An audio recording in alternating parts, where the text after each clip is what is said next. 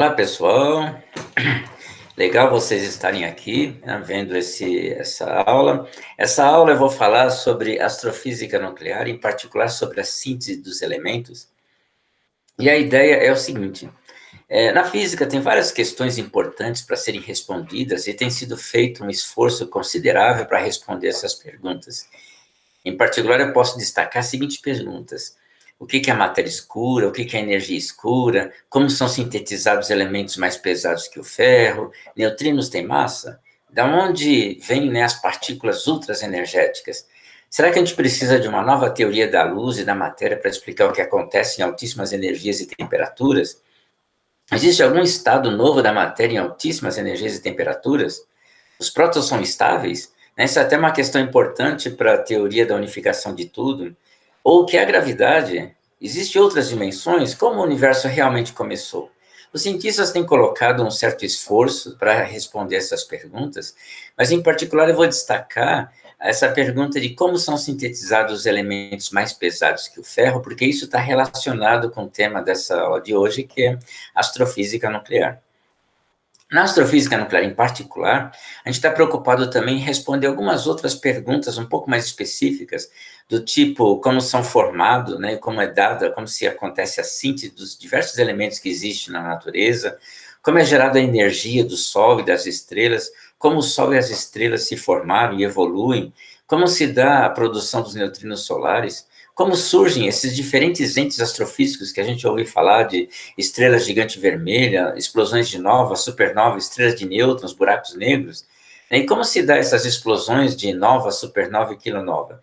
Todas essas perguntas são respondidas nas investigações de astrofísica nuclear, e a física nuclear tem um papel importante nisso. Quando a gente olha para o céu, o que a gente vê são esses pontinhos luminosos, né, que são as estrelas. A gente não imagina o que está escondido por trás desses pontinhos luminosos. As estrelas, em geral, são formadas por sistemas binários, mas a questão é, o que acontece nessas estrelas? Aqui eu mostro para vocês, né, algumas coisas que acontecem nessas estrelas. Além do processo inicial da síntese dos primeiros elementos no Big Bang, a partir disso as estrelas foram formadas e você tem a evolução normal das estrelas, você tem as estrelas nos diferentes estágios de evolução, como por exemplo o gigante vermelho, ou então situações em que você tem cataclismos explosivos de sistemas binários, ou então estrelas na fase de gigante assintótica, ou explosões de supernova, ou explosões de estrelas massivas formando essas figuras bonitas, ou até mesmo a emissão de raio-x por algumas estrelas. Tudo isso acontece no universo, e o universo, então, é bastante ativo em termos de reações nucleares que acontecem dentro das estrelas. Olhando de uma forma um pouco mais científica para o céu, eu posso posicionar para o centro da nossa galáxia alguns telescópios especiais. Por exemplo, um telescópio que observa só a radiação que vem do rádio com uma frequência de 0,4 GHz. Ou então, um telescópio ou um detetor que detecta apenas as linhas de emissão do átomo de hidrogênio. Ou então de rádio com uma frequência de 2,7 GHz. Ou então de infravermelho, ou então óptico, né, que é a luz visível, o raio-x, emissão de raio-x, ou em particular esse último aqui, que é a emissão de raios gamas. Então, dependendo de como eu vejo o universo, qual o instrumento que eu uso para olhar, por exemplo, né, como nesse caso aqui, para o centro da nossa galáxia, eu consigo ver que o fato de ter diferentes estruturas, esses espectros terem diferentes estruturas, indica que tem uma atividade intensa no centro da nossa galáxia. Eu vou dar uma ênfase particular nesses raios gamas, porque raios gamas são produtos de reações nucleares, eles vêm de reações nucleares. Então, isso é uma indicação de que existe uma atividade intensa no centro da nossa galáxia relacionado com reações nucleares. Foi enviado um satélite chamado satélite Comptel, em direção ao centro da nossa galáxia, e posicionando ele para o centro da nossa galáxia, esse detetor é capaz de detectar raios gamas num intervalo de energia de 1 a 30 MeV. Tá? Então, isso daqui é novamente uma indicação de que existe uma atividade intensa no centro da nossa galáxia, porque está tendo uma emissão intensa de raios gamas. Um outro satélite integral é um pouco mais específico. Ele detecta raios gamas com uma energia de 1,8 MeV, que vem do decaimento do alumínio 26. Alumínio 26 é um núcleo, né, possivelmente produzido numa supernova, e que tem uma vida média de 0,7 milhões de anos. Então, o fato de você observar esses raios gamas vindo do alumínio 26 é uma indicação de que houve explosões de supernova nessa região do espaço, né, no centro da nossa galáxia, e indica que houve bastante, né, reações nucleares. O que indica também é que o centro da nossa galáxia é muito ativo em termos de reações nucleares. Aqui está uma figura, né, da constelação de Tarântula, e aí observa que aqui existe um conjunto de estrelas, e uma delas sofreu uma explosão de supernova. Isso daqui foi uma foto de antes da explosão, aqui uma foto depois da explosão. Então, vocês estão vendo que houve um crescimento de luminosidade dessas estrelas absurda. Essa luminosidade vem de uma explosão de uma supernova. Da onde e como é formada essa luminosidade? Essa luminosidade é devido ao decaimento de alguns núcleos específicos. Eu vou exemplificar. Aqui tem uma explosão de uma outra supernova na constelação de Cassiopeia. Então, essa supernova ocorreu, né, há muito tempo atrás, está 11 mil anos-luz da Terra, e foi emitido titânio 44. Então, essa explosão de supernova produziu vários elementos. Dentre esses elementos tinha o titânio 44. O que esse titânio 44 tem de especial? Bom, primeiro, ele tem um tempo de meia-vida de 60 anos. E ele é responsável pela luminosidade da supernova. Então, aqui tem um gráfico que é a luminosidade em função do tempo, e aqui está a contribuição de alguns núcleos para essa luminosidade da supernova. Inicialmente, a supernova tem uma luminosidade muito alta e depois vai diminuindo a luminosidade, mas ela fica ainda durante um certo tempo. Então, durante os primeiros 1.500 dias, né, a luminosidade, veja que isso é em escala log, a luminosidade de uma supernova é bastante intensa, mas depois ela vai diminuindo. Esse início, essa luminosidade inicial, é devido a esse núcleo em laranja, que esse núcleo em laranja é o cobalto 56. Então, o cobalto 56 emite raios gamas que provoca essa luminosidade do raio da supernova. Depois de 1.500 anos, a luminosidade da supernova diminui, mas ainda permanece, e essa permanência dessa luminosidade é basicamente devido a essa linha verde, e essa linha verde é a contribuição do titânio 44. O titânio 44 vem de queimas explosivas, né, do oxigênio e silício nas camadas mais internas de uma supernova, mas ele é que é o responsável por essa luminosidade da supernova durante mais de 4.000 anos. Então, alguns núcleos, né, o que eu quero mostrar com isso é que alguns núcleos, apesar dessa supernova produzir vários núcleos, alguns deles são mais especiais que outros.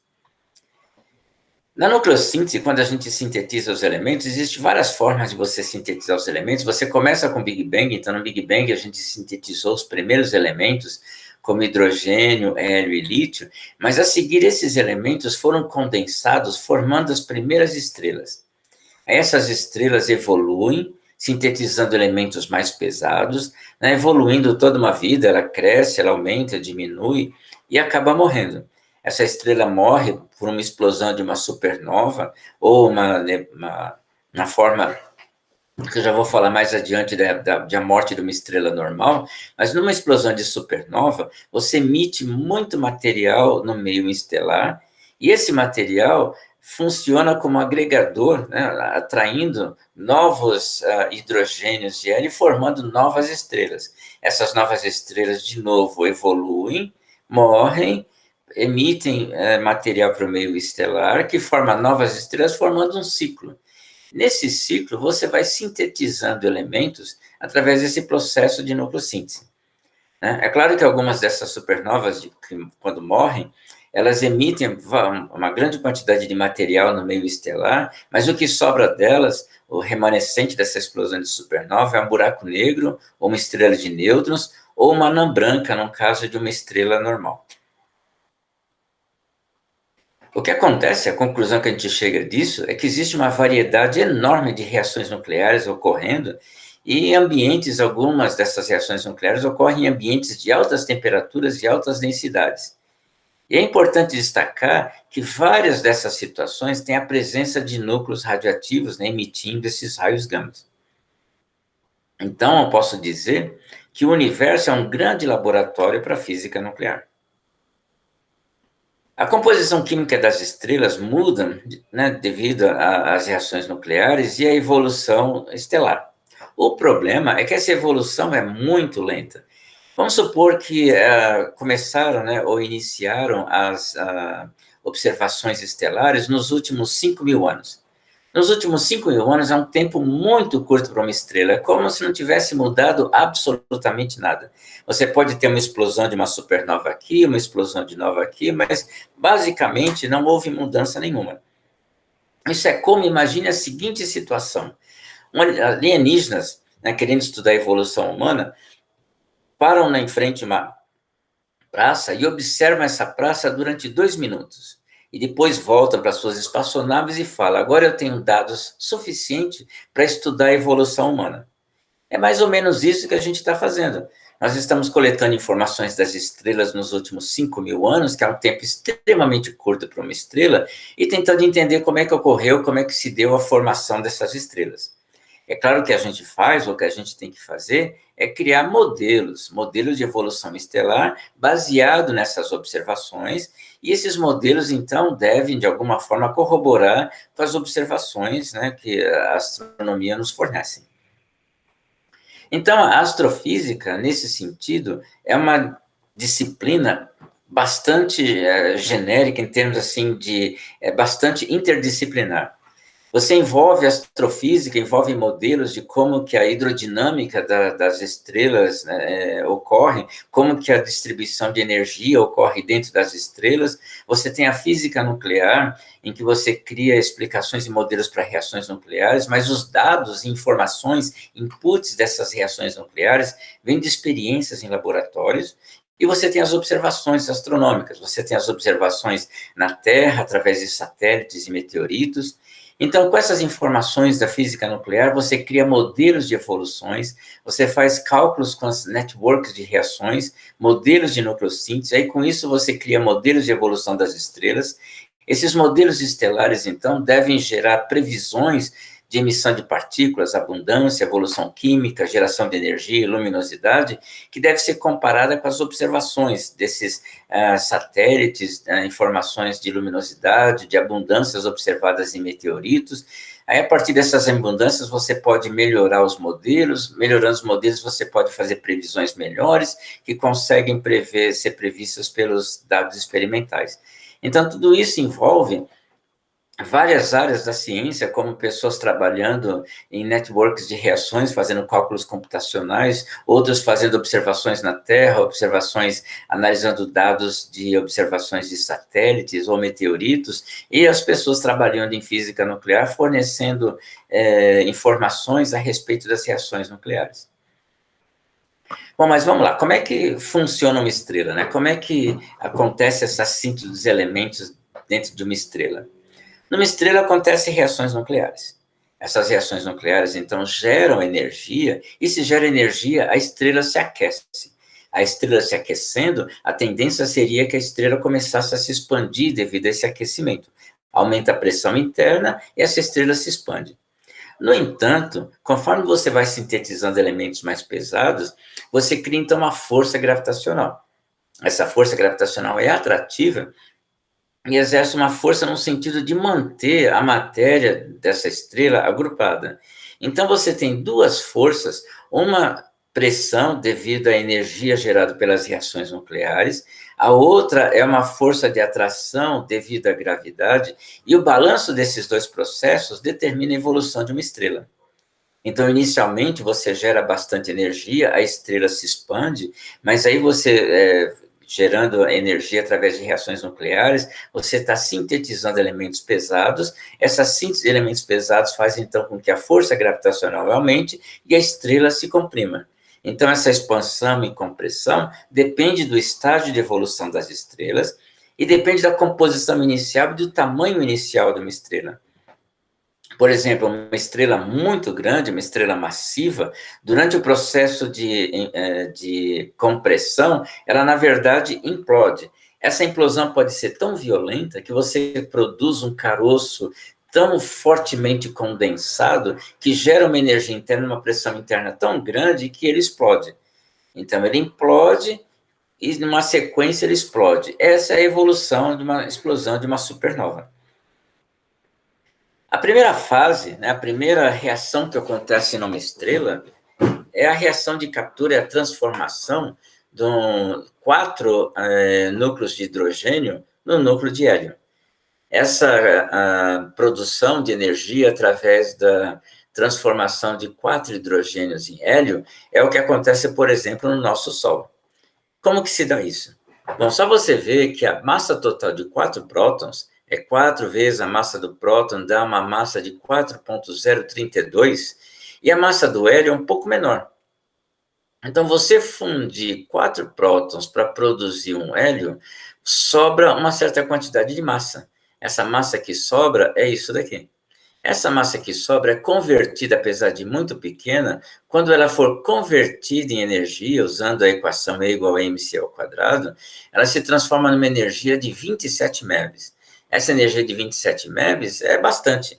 Ela é uma energia suficiente para gerar, né, a luminosidade e o calor do nosso Sol, basicamente porque a gente tem muita dessa reação, a gente tem muito hidrogênio no Sol, então você consegue ter uma energia bastante, né, gerar bastante energia com essas reações nucleares no Sol. No entanto, essa transformação de 4 hidrogênio num átomo de hélio não é tão simples assim. Se eu for olhar com cuidado, o que eu vou ver o processo começa desse jeito. Primeiro, você tem que fundir 2 prótons. A fusão desses 2 prótons, formando o deutério, é um pouco complexa, porque um dos prótons tem que se transformar em nêutrons. Então, aqui está um zoom, né, dessa reação. Você tem 2 prótons, formando um deutério, mas um dos prótons se transforma em nêutron. Essa transformação de um próton em um nêutron é dado pela interação fraca. Essa interação fraca gera também neutrino e pósitron. Esse pósitron se aniquila com elétrons, gerando raios gamas. Então, você tem produção de pósitron, raios gamas, neutrino. E, no fundo, o que você fez é converter 2 prótons num deutério. Essa reação tem uma probabilidade muito pequena de acontecer, exatamente por envolver uma interação fraca. A probabilidade dela é 1 em 1 bilhão, então a cada 1 bilhão de reações, uma delas acontece isso daqui. Então, a queima do Sol é uma queima muito lenta, exatamente devido a essa reação. O nosso Sol está queimando em alguns bilhões de anos, vai continuar na mesma fase por outros bilhões de anos, exatamente devido ao fato dessa reação ser bastante lenta. Aí, a seguir, você tem o deutério, que captura um nêutron, formando um hélio 3. Aí, você tem outro hélio 3 aqui. Os 2 hélio 3 fazem uma reação, formando o hélio 4, e joga fora 2 prótons. Então, no final, você tem o consumo de 1, 2, 3, 4, 5, 6 prótons, sendo que 2 são jogados fora e sobrando o hélio 4. Então, no final, através de todo esse processo, você transformou 4 prótons no hélio 4, sendo que a transformação teve que passar por essa etapa intermediária, onde um dos prótons foi transformado em nêutrons.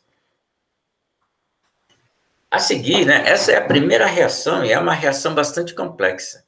A seguir, tem uma outra reação que é igualmente complexa. Uma vez que você forma um hélio 4, esse hélio 4 ele não se funde com outro hélio 4, formando o berílio 8, porque o berílio 8 não é um elemento estável. Na natureza, a gente não tem nenhum elemento com massa 8 estável. O hélio 8, o lítio 8, o berílio 8 são núcleos instáveis. Então, significa que esses 2 hélio 4 não conseguem se fundir. O que você acaba fazendo é, você forma um berílio 8 num estado excitado por um curto intervalo de tempo, mas esse curto intervalo de tempo é o suficiente para que ele capture mais um hélio 4, formando o carbono 12. Então, também é uma reação com baixíssima probabilidade, exatamente devido ao fato de que o hélio 4, junto com outro hélio 4, formando o berílio 8, dura um tempo muito curto. Esse processo foi descoberto, foi proposto, né, em 1954 por Fred Hoyle, para tentar explicar a produção do carbono 12 no universo, e ele então identificou que todo esse processo ocorre numa ressonância do carbono 12 a uma energia de excitação de 7,7 MeV, e essa ressonância ficou conhecida como Hoyle State.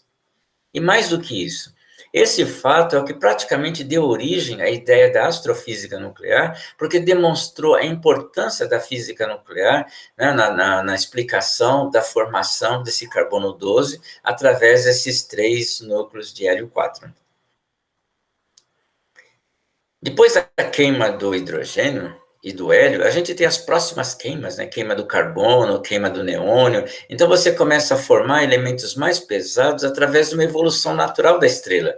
A estrela vai queimando o hidrogênio, formando hélio. Aí o hélio vai para uma camada mais interna, você começa a queimar hélio, formando carbono, vai para uma camada mais interna, aí o carbono começa a ser queimado, formando neônio e outros elementos, e isso forma através de uma estrutura de cebola.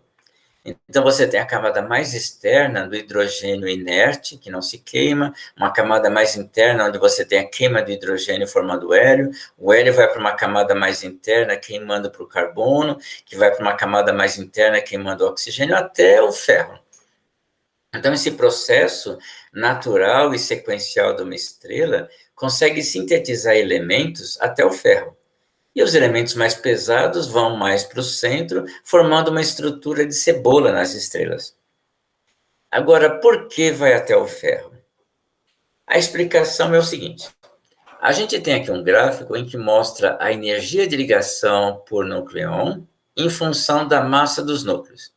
Então, você tem essa região dos núcleos leves, essa região dos núcleos pesados, e aqui tem a região do ferro 56.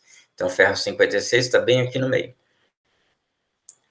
Elementos leves, quando se fundem, eles aumentam a energia de ligação, então ganham energia. Então, quando você funde 2 elementos leves, você ganha energia. Do outro lado, quando você fissiona um elemento pesado em 2 elementos leves, indo nessa direção, você também ganha energia. Então, tudo que vai em direção a esse pico do ferro 56 gera energia. Ou seja, a fusão gera energia vindo daqui para cá, e a fissão gera energia fissionando elementos pesados para elementos mais leves. Então, aqui você tem a fusão para elementos pesados, você perde energia. Então, essa fusão não acontece de forma espontânea. Para que aconteça de forma espontânea, você tem que ter um quê de reação positiva. Então, apenas as reações de capturas de núcleos leves com massa menor do que 56 tem quê de reação positiva. Para você ter capturas de prótons ou nêutrons em elementos com massa mais do que 56, os quês de reações são negativos, indicando que você precisa da energia para que essa reação ocorra. Então, é claro que a gente tem síntese de elementos mais pesados, mas a síntese desses elementos mais pesados só se dá através de processos explosivos, onde eu possa fornecer energia para que as reações possam acontecer. Aqui está uma tabela interessante que mostra a abundância dos elementos em função da massa, e eu vou indicar aonde esses elementos são sintetizados. Então, por exemplo, os elementos mais leves, como hidrogênio, hélios, foram sintetizados lá no Big Bang. Depois, os elementos, até o ferro, foram sintetizados na queima normal de uma estrela, como queima de hidrogênio, hélio, carbono, oxigênio e silício, mas também em supernovas. A partir do ferro, só em processos mais complexos é que esses elementos são formados. Veja que aqui eu estou colocando em escala log. Em escala log, está 10 a quinta, aqui está 10 a décima, significa que aqui tem uma quantidade muito pequena de abundância comparado com a abundância desses elementos aqui. Ou seja, são 10 mil, quase 1 milhão de vezes menor. E esses elementos mais pesados são formados num processo S, que eu já vou falar o que é, que é a captura lenta de nêutrons, ou então processo R, que é a captura rápida de nêutrons, que ocorre em explosões de supernova, ou então em colisões de estrela de nêutrons. E você também tem um pouquinho desses elementos, são formados num processo P, que é o processo de captura de prótons. O importante é ressaltar que essas reações aqui, com Qs de reações positivas, são reações de captura de prótons. Esses processos aqui são processos explosivos, acontecem por reações de capturas de nêutron. Eu vou mostrar um pouquinho como é que funciona esses dois processos. Eu gostaria de ressaltar, primeiramente, de que a gente está falando de núcleos e não de átomos. Então, o núcleo atômico foi proposto, né, por Rutherford nessa publicação de 1911, em que ele propôs que um átomo era constituído por um núcleo onde toda a massa estaria concentrada e os elétrons estariam girando em volta desse núcleo. Eu gostaria de enfatizar que enquanto o núcleo tem um tamanho da ordem de 10 a menos 15 metros, o átomo tem da ordem de 10 a menos 10 metros. Novamente, é quase que um fator 1 milhão de vezes menor.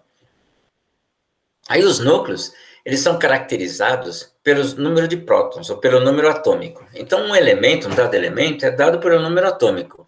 Elemento com o número atômico 1 é o hidrogênio, 2 é o hélio, 3 é o lítio, 4 berílio, 5 boro e assim por diante. A classificação, né, dos elementos é pelo número de prótons. Mas os núcleos também têm nêutrons, dando a massa total, que é a soma de prótons e nêutrons. Então, por exemplo, o hidrogênio, eu posso ter o hidrogênio como um próton, mas ele pode ter um nêutron ou dois nêutrons. Aí esse hidrogênio é chamado de hidrogênio, mas esse daqui recebe o nome especial de deutério e esse de trítio. O hélio, eu posso ter, o hélio tem dois prótons, então eles são dois prótons, mas eu posso ter dois prótons mais um nêutron, ou dois prótons e mais dois nêutrons. Então, são os isótopos, ou seja, são o mesmo número atômico, mas com diferente número de nêutrons. Eu posso ter o lítio tem um isótopo lítio 6 e o lítio 7. O lítio 6 tem 3 nêutrons, o lítio 7 tem 4 nêutrons. Então, para a física nuclear, o que é importante não é só o elemento, mas os isótopos também. Então, a gente classifica desse jeito aqui, na física nuclear. Cada linha é um elemento. Então, aqui eu tenho o elemento hidrogênio, hélio, lítio, berílio, e as linhas aqui, essa linha, são os isótopos. Então, por exemplo, o carbono, eu posso ter o carbono 8, 9, 10, 11, 12, 13, 14, 15, 16, 17, 18, 19, 20 e 22. Ou seja, a gente conhece esses elementos em preto, que esses elementos em preto são os elementos estáveis. Então, eu sei que o carbono 12 e o carbono 13 são estáveis. Carbono 14, 15, 16 são elementos radioativos. Então, quanto mais nêutron eu vou colocando, mais radioativo ele vai ficar. O que significa radioativo? Radioativo significa que ele decai e volta a ser o núcleo estável. Então, por exemplo, se você coloca muito nêutron no núcleo, ele não gosta de ter esse muito nêutron e começa a decair, transformando o nêutron num próton através do decaimento beta, nêutron num próton através do decaimento beta, nêutron num próton e parando no elemento estável.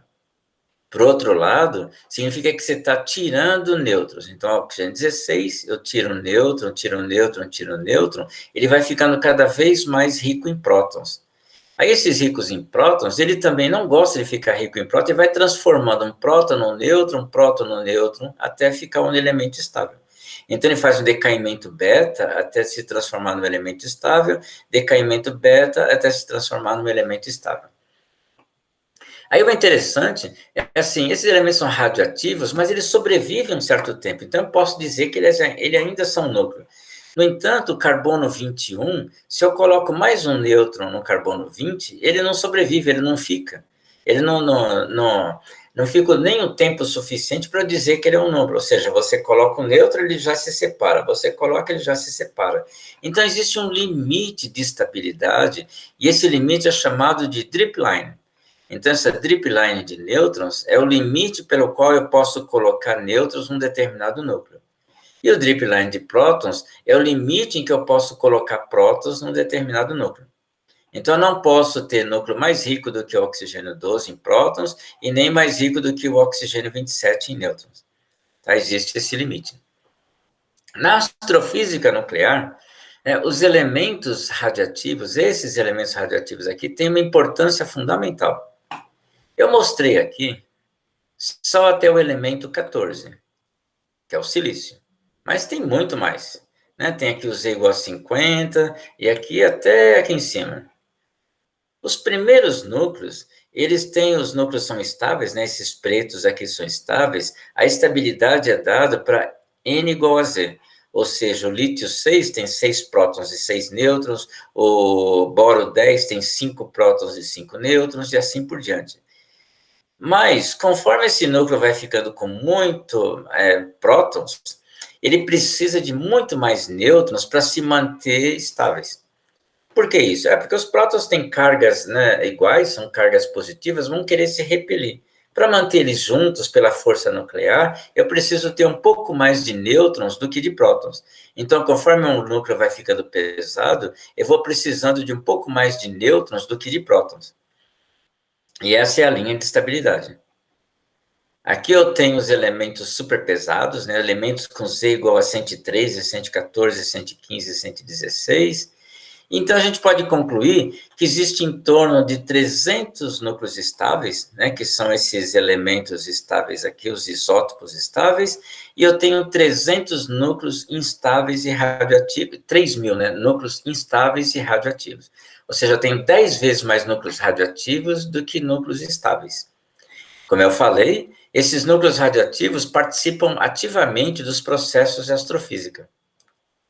Então, aqui está uma figura, né, aqui estão os núcleos radioativos, e aqui está uma figura que mostra a importância desses núcleos radioativos nos processos de astrofísica. De novo, eu tenho aqui os núcleos em preto, são os elementos estáveis. Esses verdes mais escuros têm a massa conhecida. Esses verdinhos claros aqui, eu tenho a vida média deles conhecida. Mas esses amarelos aqui, eu não conheço quase nada. A gente não tem quase nenhuma informação a respeito desses núcleos. No entanto, os processos que ocorrem na astrofísica, como o processo de captura rápida de prótons, se dá exatamente nessa região de núcleos ricos em prótons.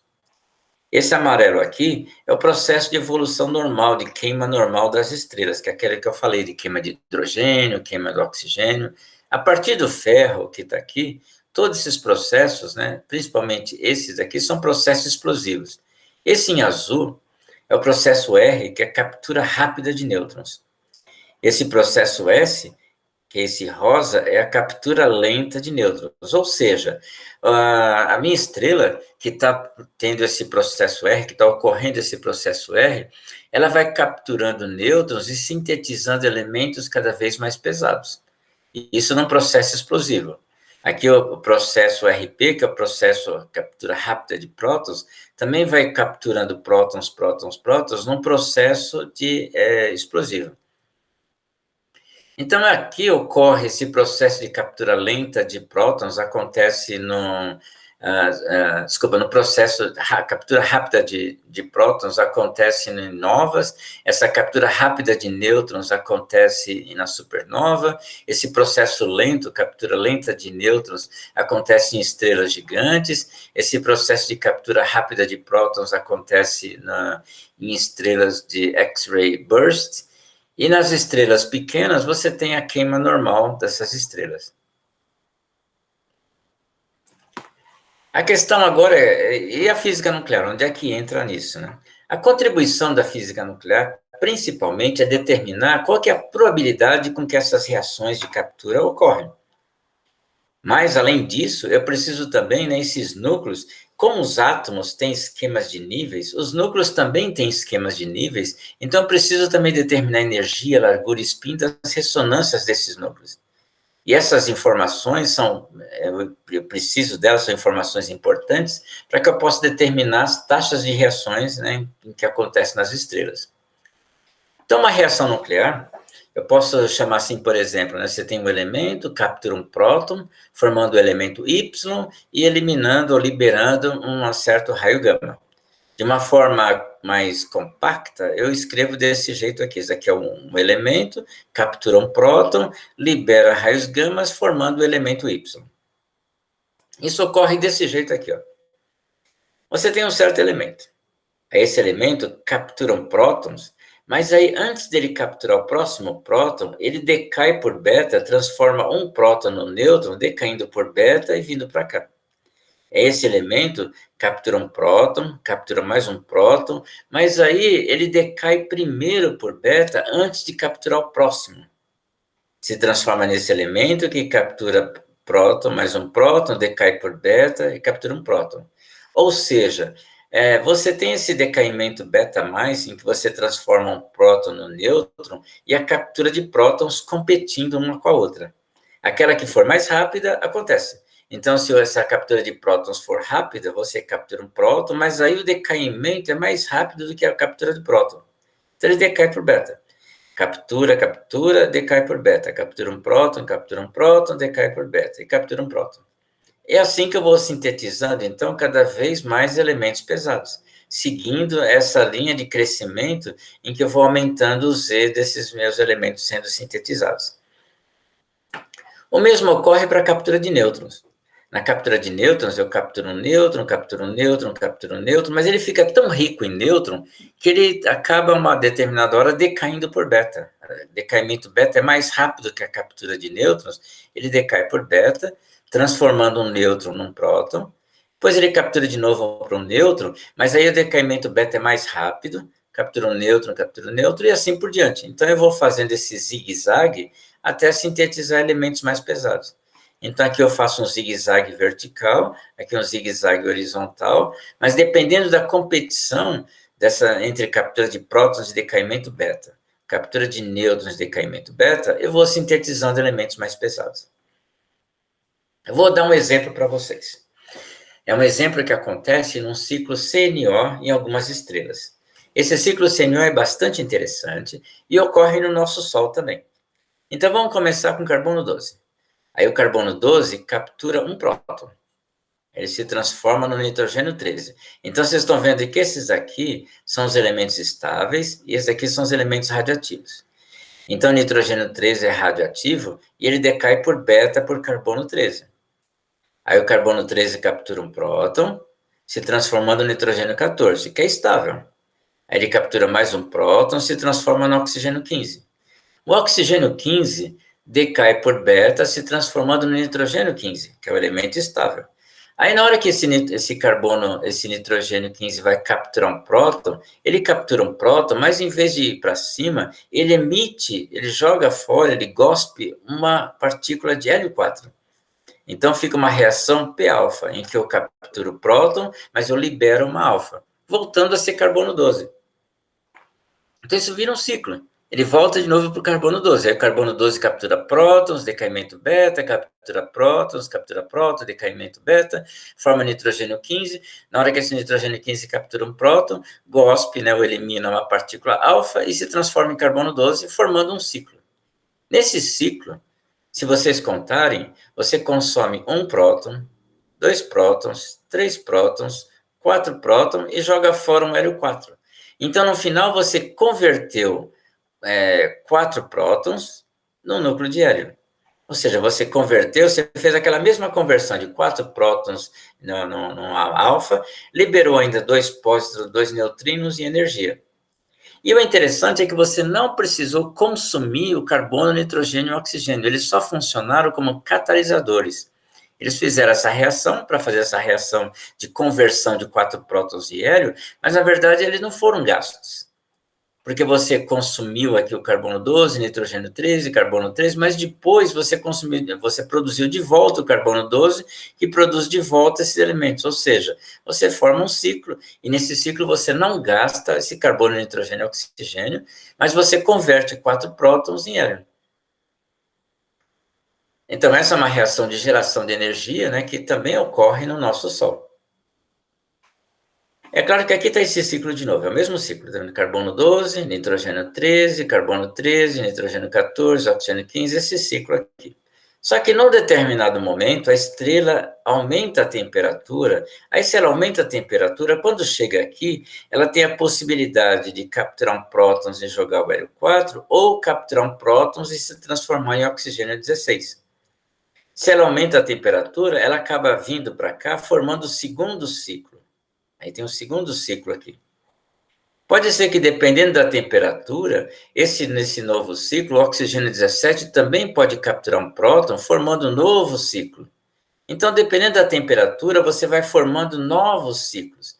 E se você aumenta ainda mais a temperatura, né, você começa a ter outros processos mais sofisticados, como a captura do oxigênio 14, o oxigênio 14 vai para o flúor 17, o flúor 17 vai para o neon 18, e o neon 18 vai para processos mais complexos de alta temperatura. Então, a estrela vai aquecendo, aqui está uma temperatura menor, esse TA9 significa que é bilhões de graus Kelvin. Então, isso aqui é 0,2 bilhões de graus Kelvin. Aqui é entre 0,2 e 0,5 bilhões de graus Kelvin, você começa a ter essas reações em vermelho. Essas reações aqui ocorrem para uma temperatura maior do que 0,5 bilhões de graus Kelvin. Então, no fundo, para entender esses processos, né, para explicar esse processo, o que eu preciso é dessas probabilidades em que aconteça a reação em função da energia, e eu preciso das informações dessas ressonâncias, ou seja, dos estados excitados e dos níveis desses núcleos. Esses níveis desses núcleos, como nos átomos, em que os elétrons estão em determinadas camadas e têm determinados spins, o núcleo também estão em determinadas camadas com spins que eu preciso conhecer para determinar as taxas de reações. Aí eu coloco essas informações em cálculos de network de reações, de modelos de nucleossíntese, de modelos de evolução, comparo com as observações, e assim eu vou tentando melhorar a minha explicação dos processos astrofísicos. Esses níveis que eu estou falando, é o seguinte, um determinado núcleo tem um estado fundamental, e tem os estados, mas ele pode ter estados excitados.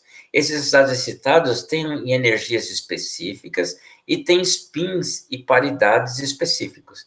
Então, eu preciso determinar essas informações, e essas informações são chamadas propriedades espectroscópicas, que são importantes para as taxas de reações. Um exemplo é essa reação que eu estava falando, né, carbono 12 mais próton, formando nitrogênio 13, se eu quero obter a probabilidade que aconteça essa reação em função dessa energia, vocês estão vendo que para uma determinada energia específica, eu tenho um pico aqui. Esse pico corresponde a um desses estados excitados.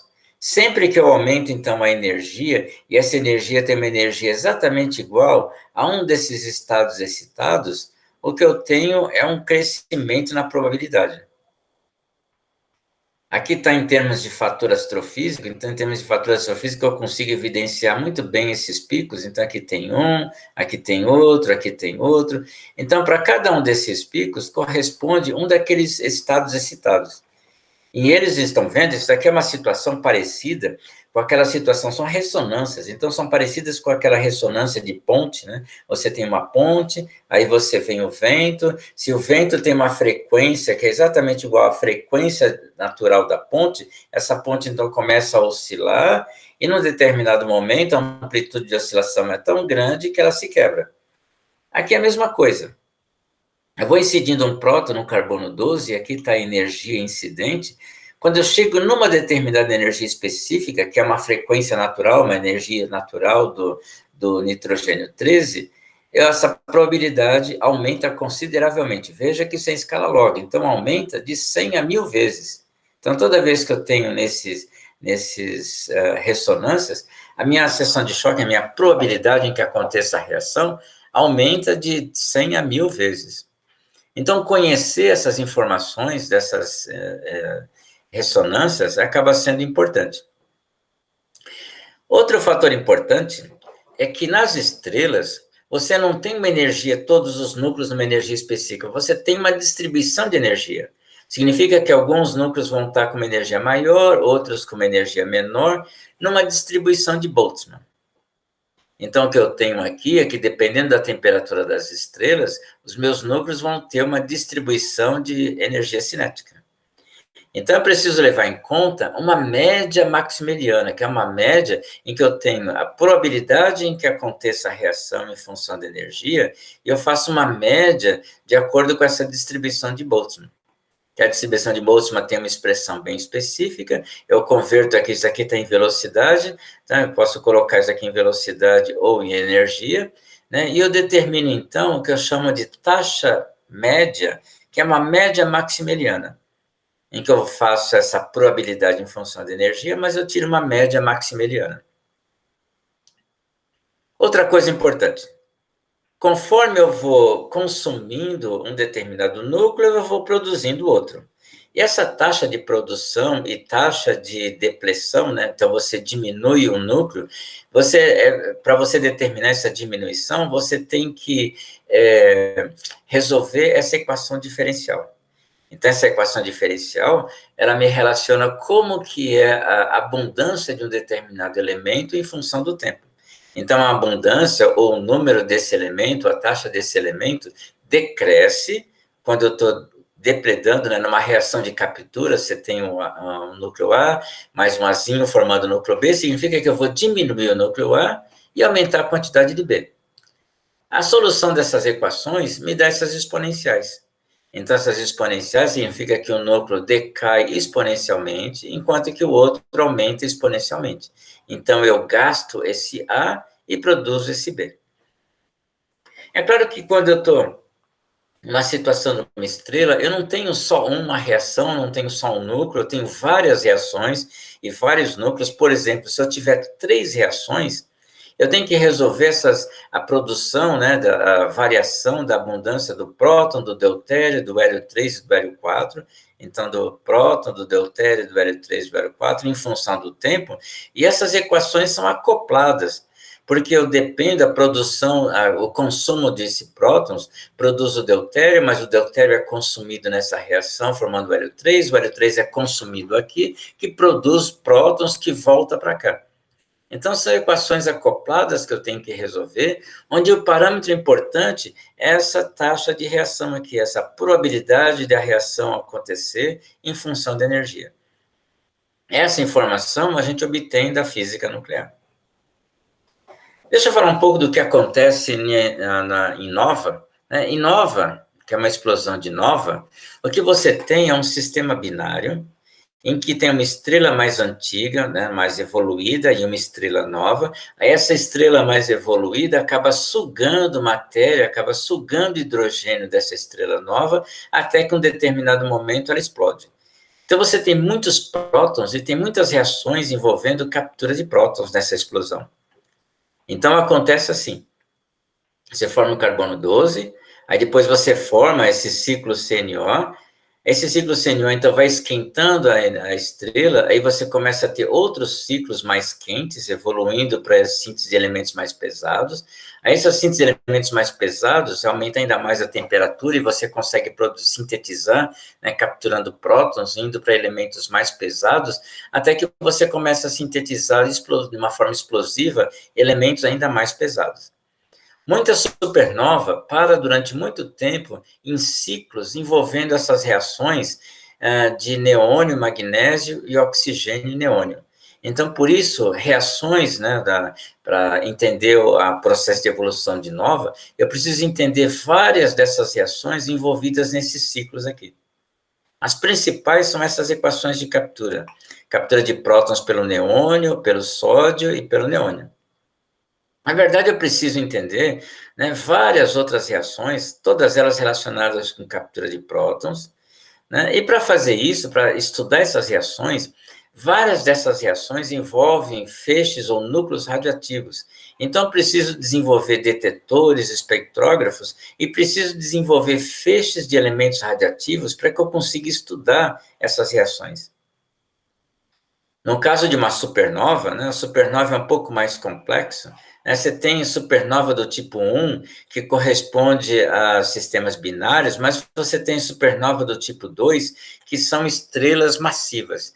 Estrelas massivas são o seguinte, são estrelas muito grandes, que nesse processo de síntese de elementos pesados, ela começa normalmente a sintetizar elementos pesados, e isso faz com que essa força gravitacional dela seja grande o bastante para provocar uma implosão dessa estrela. Essa implosão dessa estrela condensa um caroço, mas condensa de tal forma que cria uma pressão muito grande desse caroço e ele explode. Então, é uma implosão seguida de uma explosão. E essa explosão provoca, né, a emissão de uma quantidade enorme de matéria, e o que sobra é um caroço que é uma estrela de nêutrons ou um buraco negro, dependendo do tamanho inicial dessa estrela. Esse é o processo de uma supernova. Mas o interessante é que a síntese dos elementos se dá exatamente nessa captura rápida de nêutrons, que é o processo R, que são esses elementos radioativos aqui. Então, são elementos pesados, radioativos, tá? Que são sintetizados primeiro e depois eles vão decaindo e formam os elementos estáveis. Então, assim que se dá a síntese desses elementos, né, que a gente conhece aqui na Terra, através do processo de explosão de uma supernova. Eu tenho ainda a quilonova, né? A quilonova é um evento que se origina a partir de uma colisão de duas estrelas de nêutrons, né? Esse evento ganhou uma certa notoriedade recentemente, relacionado à captura de ondas gravitacionais. Então, se vocês quiserem mais informações, eu sugiro que vocês dêem uma olhada nesses 2 vídeos do YouTube, né? Tem essa revista Pesquisa da FAPESP falando um pouquinho desse, que é um fenômeno muito interessante, e é um fenômeno em que duas estrelas de nêutrons estão girando uma em torno da outra, e num determinado momento elas colidem. E nesse momento de colisão, elas provocam uma explosão parecida com uma explosão de supernova, gerando também esses elementos dessa mesma forma, essa síntese desses elementos radioativos, formando esses elementos estáveis, através desse processo R.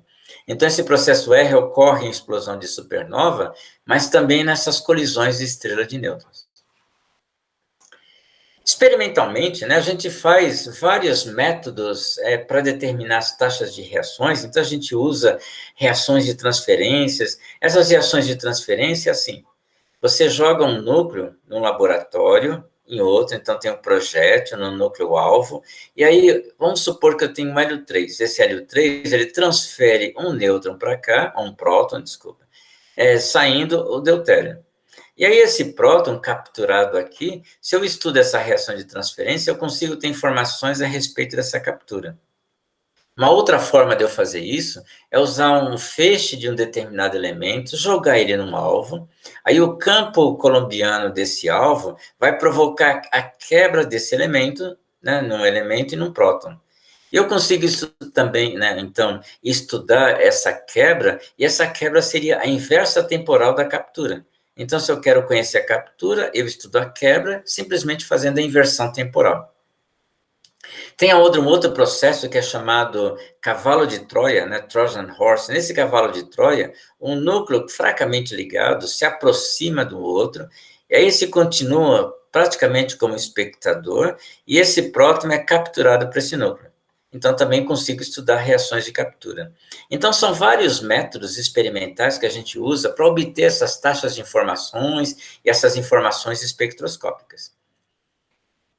Um deles, né, também, é o espalhamento ressonante. Esse espalhamento ressonante é uma reação bastante simples, mas muito interessante.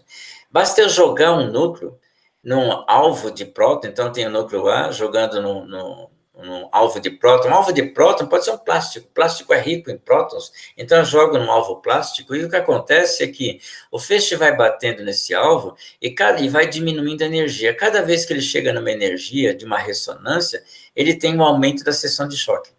Então, um aumento da probabilidade. Então, cada vez que eu chego numa ressonância, eu tenho um aumento de probabilidade. E aí, com isso, eu consigo determinar exatamente as energias, e para ajustar essa curva, eu preciso também determinar o spin desses estados, e com isso eu consigo fazer uma investigação espectroscópica desse núcleo. Tudo isso, né, essas reações, eu preciso de feixes radioativos, e são poucos laboratórios do mundo que fazem esses feixes radioativos. Eu tenho proposto e realizado experiência em alguns desses laboratórios, como Ganil, ou RIKEN no Japão, TwinSol em Notre Dame nos Estados Unidos, na China, né, o Texas no Japão, e o Brasil também começou a produzir esses elementos de feixes radioativos. Mais recentemente, a Austrália também. No Brasil, nós temos um sistema de produção de feixes radioativos baseado em solenoides, que é chamado de RIBRAS. Aí esse RIBRAS tem produzido feixes de elementos radioativos como hélio-6, lítio-8, berilo-7, boro-8, boro-12, e a gente tem feito várias experiências com esses feixes aqui. Bom, pessoal, é mais ou menos isso que eu queria dizer, né? Eu só queria dar uma ideia do que é fazer pesquisa em astrofísica nuclear, ou, na verdade, é pesquisa em física nuclear, que tem importância para a astrofísica nuclear. E se vocês se interessaram, né, eu sugiro que vocês dêem uma visitada, né, no site do grupo, né, no grupo que eu trabalho, que é esse grupo de núcleos exóticos de astrofísica nuclear. Lá tem informações de projetos, né, que a gente anda trabalhando, aqui está esse site. E se vocês tiverem interesse em mestrado, doutorado, a gente está sempre aberto para novos alunos, com novos projetos, basta escrever um e-mail para mim. E eu espero que a gente se encontre nessa mesa redonda. Vai ter uma mesa redonda em que a gente vai debater essas ideias, né, junto com o professor Raul Abramo, de cosmologia, e a Ivone falando sobre matéria escura. Então, eu espero encontrar vocês lá para a gente conversar mais um pouquinho sobre essas coisas de astrofísica nuclear. Então, é isso. Então, tchau para vocês. Então, espero encontrar vocês nessa mesa redonda. Tchau.